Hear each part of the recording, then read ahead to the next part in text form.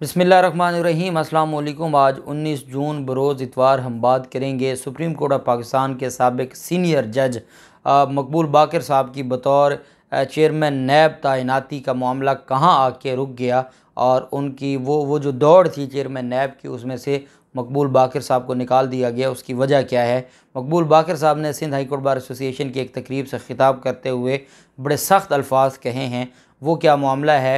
और ये जो ख़बर है कि इस्टेब्लिशमेंट और जो सुपीरियर जुडिशरी है वो नहीं चाहती मकबूल बाकर को कि वो चेयरमैन नैब बने, इसके पीछे क्या हकीकत है? बड़ी अहम स्टोरी एक्सप्रेस ट्राइब्यून में छापी गई है, उसकी तफसील मैं आपके साथ शेयर करूंगा। और हम थोड़ा सा सुप्रीम कोर्ट बार एसोसिएशन के सदर एहसन भून की तरफ से भी धमकी दी गई है हुकूमत को कि अगर मकबूल बाकर को चेयरमैन नैब नहीं बनाया जाता तो ये इतनी बड़ी गलती करेंगे कि जो कभी भी ये फिर सुधार नहीं सकेंगे।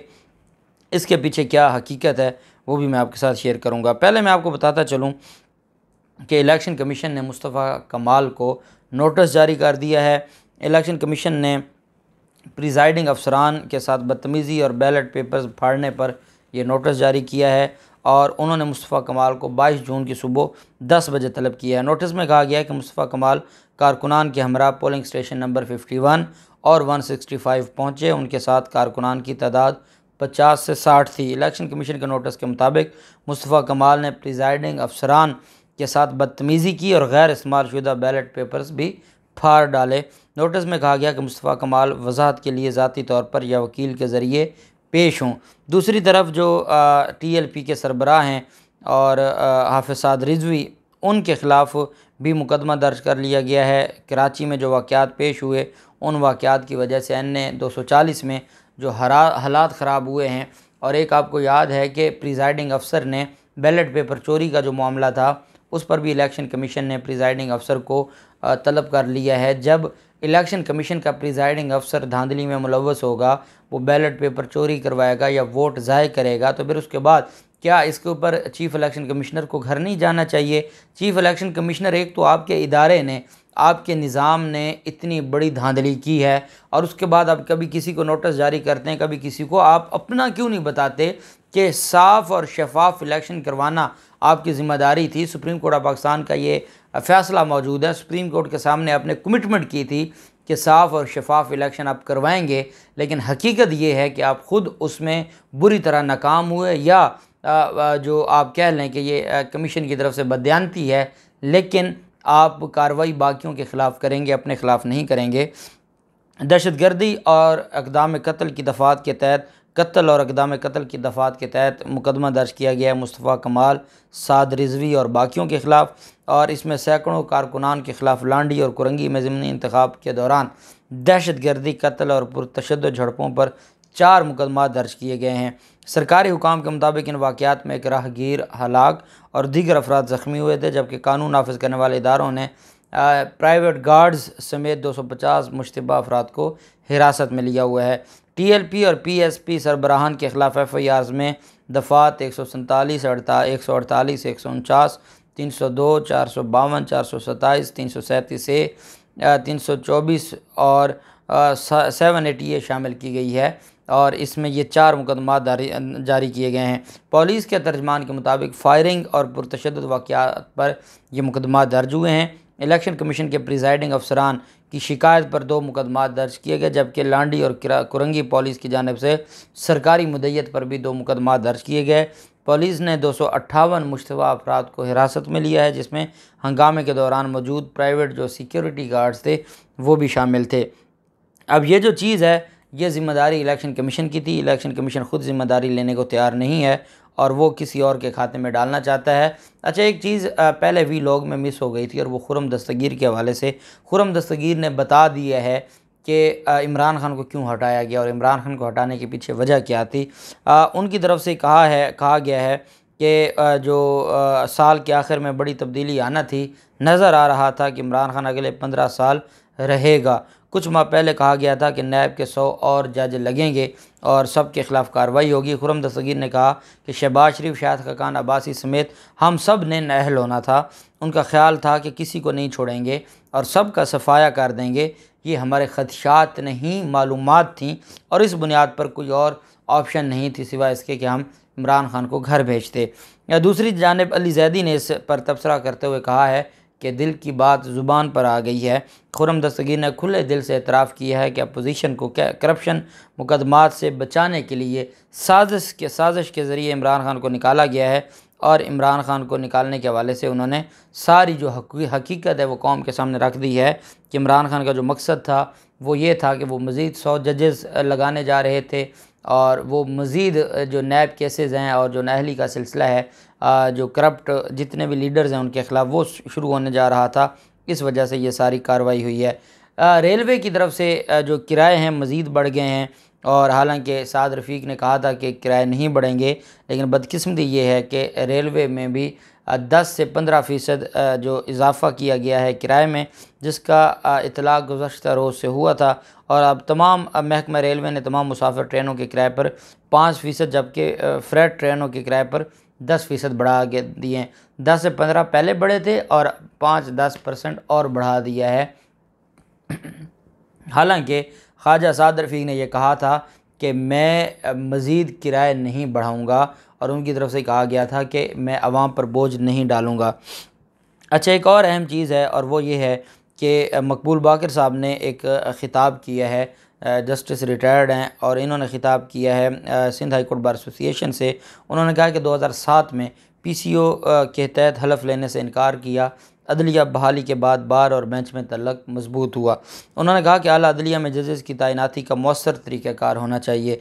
जुडिशल कमीशन में जूनियर की तैनाती से बार्स और वकला में तशवीश है। बेंचेस की तश्कील और केसेस की समात का शफाफ तरीका होना चाहिए।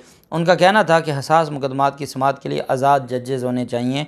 जजेस को वकला और साइलिन से नरमी से पेश आना चाहिए। उन्होंने कहा कि मुल्क इंतहाई गंभीर और सूरत हाल में घिरा हुआ है, कोई ताकतवर नहीं है। आइन, कानून और पार्लियामेंट ताकतवर है। उन्होंने कहा कि 70 साल से मुख्तलिफ तजर्बात करते रहे हैं, अब भी हम नहीं बदले तो नाकाबिल तलाफ़ी नुकसान पहुँचेगा। दूसरी तरफ चेयरमैन नैब को ओहदे के लिए जो मुरतब करता लिस्ट थी, उस फहरिस्त में से मकबूल बाकर का नाम खारिज कर दिया गया है, और हुकूमत इस बात पर इत्तफाक़ की राय हासिल नहीं कर सकी कि जिन लोगों के नाम पहले गौर किया गया था वो अहलियत की शर्त पर या फिर अहम स्टेक होल्डर्स की तवक्कुआत पर पूरे नहीं उतरते।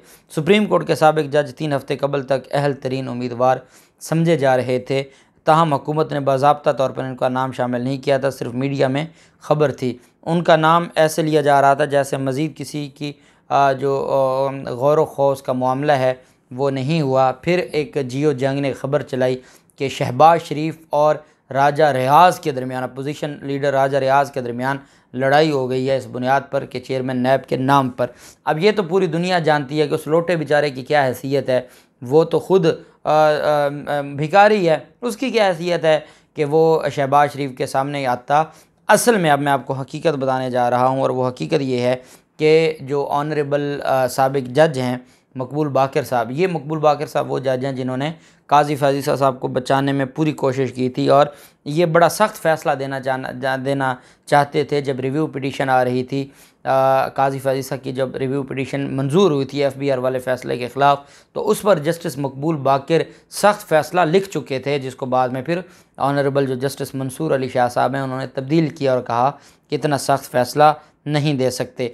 अब हुआ ये कि उनको जज लेके आना था, और उसमें जो सुपीरियर जुडिशरी है, जिस दिन फुल कोर्ट रेफरेंस था इख्तितामी, जब इन्होंने ख़िताब किया और इनके एजाज़ में एक फुल कोर्ट रेफरेंस था, उस दिन इन्होंने तकरीर करके बहुत ज़्यादा जो इल्ज़ामात लगाए थे, और उस वक्त चीफ जस्टिस उमरता बंदयाल साहब पर भी ये कहा गया था कि जो तैनाती है, जो जूनियर जजेस की तैनाती है, उस पर भी सवाल उठाए थे, क्योंकि उमरता बंदयाल साहब अहलियत को मानते थे और वो सीनियरिटी को नहीं मानते थे। जबकि जो बेंच की तश्कील का मामला था, इस पर भी बहुत ज़्यादा एतराज़ किया गया था। और जो आप देखें कि जो बड़ा एक कानूनी इख्तलाफ था चीफ जस्टिस उमरता बंदयाल साहब और जस्टिस मकबूल बाकर साहब में, और उनके फ़ैसले नज़र आते हैं। अब जब ये सारी चीज़ें थीं, उसके बाद जो इस्टेब्लिशमेंट है, इस्टेब्लिशमेंट आप जानते हैं कि काजी फाजिसा साहब का जो केस था उस पर जो इस्टेब्लिशमेंट का एक स्टांस था वो भी सबके सामने था, और उस स्टांस के ख़िलाफ़ मकबूल बाकर साहब ने बड़ा सख्त फ़ैसला लिखने को वो तैयार थे, और वो बड़े सख्त रिमार्क्स भी दौरान समाअत देते रहे। इस वजह से सुपीरियर जुडिशरी ये एक्सप्रेस ट्राइब्यून ने ये ख़बर और हसनात मलिक इसको जो है वो उनकी तरफ से ये जारी की गई है, जिसमें ये कहा गया है कि जो ज़राए हैं उनका ये कहना है कि इस्टेब्लिशमेंट और सुपीरियर जुडिशरी के दबाव की वजह से जो इम्पोर्टेड हुकूमत है, ये तो ख़ुद इनकी तो कोई औकात नहीं है और ये कैसे उनके सामने खड़े हो सकते हैं। इस वजह से उनका जो नाम है वो ख़ारिज किया गया है। और अहम चीज़ ये है कि सुप्रीम कोर्ट बार एसोसिएशन के सदर एहसन भून ने यह कहा है कि ये बहुत बड़ा ब्लंडर है और अगर उनको ना लगाया गया, अब आप धमकी देखें, अगर उनको ना लगाया गया चेयरमैन नैब, फिर बार कौंसल उसके हुकूमत के ख़िलाफ़ फिर अपने लाहे अमल का ऐलान करेगी और बताएगी कि आपने कितनी बड़ी गलती की है। एहसन भून साहब ये समझते हैं कि ये बहुत बड़ा ब्लंडर होगा। अगर नैब को बचाना, अब तो नैब वैसे ही ख़त्म हो गई है, अब तो चेयरमैन नैब को वैसे भी उसकी हैसियत तो ख़त्म हो गई है, लेकिन एहसन भून साहब ये समझते हैं कि अगर जो मकबूल बाकर साहब हैं उनको चेयरमैन नैब ना लगाया गया तो आइन और कानून का बेड़ा गर्क हो जाएगा। ये उनकी तरफ से ये कहा गया है। अब जो अगर इदारों की तरफ से या हमारी जो सुपीरियर जुडिशरी है उन्होंने नो बोल दिया तो फिर शहबाज शरीफ, और फिर जो एक ब्रेकिंग ख़बर मैं हैरान हूँ कि जी शहबाज शरीफ और राजा रियाज के दरमियान इख्तलाफ हो गया मकबूल बाकर के नाम पे। मैं इस पे बड़ा हैरान परेशान कि ख़बर चलाने वालों को भी शर्म नहीं आती कि क्या औकात राजा रियाज की कि वो उस मामले पर उसके ख़िलाफ़ जाए। बहरहाल मकबूल बाकर साहब का नाम डिलीट कर दिया गया है और देखते हैं आगे क्या होता है। जो भी तफसीलात होंगी आपके साथ शेयर करते रहेंगे। अल्लाह पाक पाकिस्तान का हामी व नासिर हो। बहुत शुक्रिया। अल्लाह हाफ़िज़। पाकिस्तान ज़िंदाबाद।